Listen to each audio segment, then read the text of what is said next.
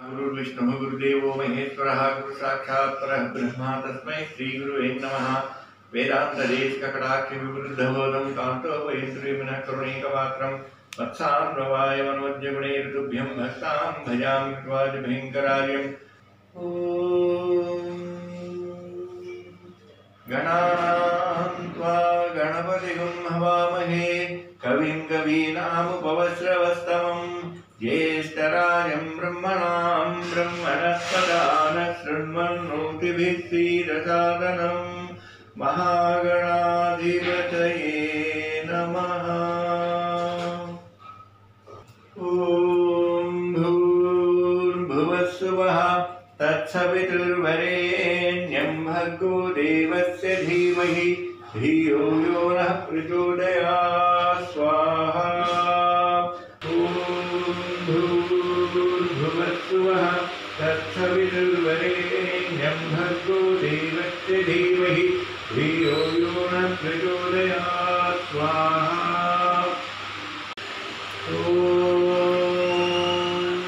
नित्यं यो रावुणीमहे गातुं यज्ञवदये दैवी स्वस्तिरस्तु नः स्वस्तिर्मानुषेभ्यः ऊर्ध्वं जिगातु भेषजं तं नो अस्तु द्विपदे तं चतुष्पदे। ॐ शान्ति शान्ति शान्तिः।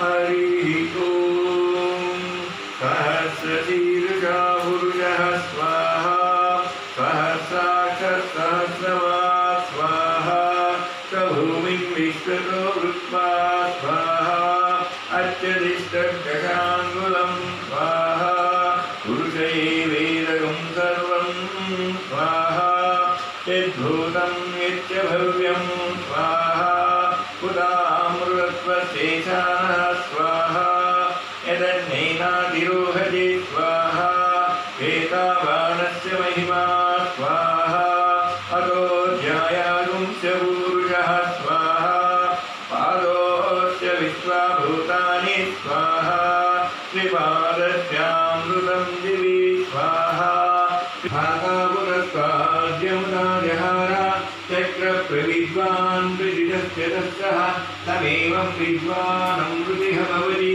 नान्यपन्थायनाय विद्यते यज्ञेन यज्ञमयजस्य देवाः तानि धर्माणि प्रथमान्यासं तेहनाकं महिमानस्वजन्ते यत्र पूर्वे साध्याः सन्ति देवाः नभ्यः सम्भूतः पृथिव्यैरदाश्च विश्वकर्मण समवत्ककारि तस्य प्रस्ताविदद्रूपमेति तत्पुरुषस्य विश्वमाजानमग्रे वेदाहमेदं पुरुषं महान्तम् आदित्यवन्नं तमतःपरस्तात्।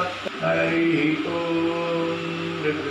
विद्यां प्रभुदेवप्रदां श्रद्धां विभूतिं गुरुविं नमः गुरुमात्मिकां वाचं पद्मालयां पद्मां श्रीं स्वाहां धन्यां निरण्मयीं लक्ष्मीं नित्यपुष्टां विभावरीं हरितिं देशीं दीप्तां मधुरां मधुरारीं नमामि रमां शान्तां कामां क्षीरोदुर्भवां अनुग्रहवरां बुद्धिं मनसां हरिवल्लभाम् अशोकामृतां दीप्तां लोकशोकविनाशिनीं नमामि धर्मप्रियां करुणां लोकमातरं पद्मप्रियां पद्महस्तां पद्माक्षीं पद्मसुन्दरीं पद्मोद्भवां पद्ममुखीं पद्मनाभप्रियां नमामि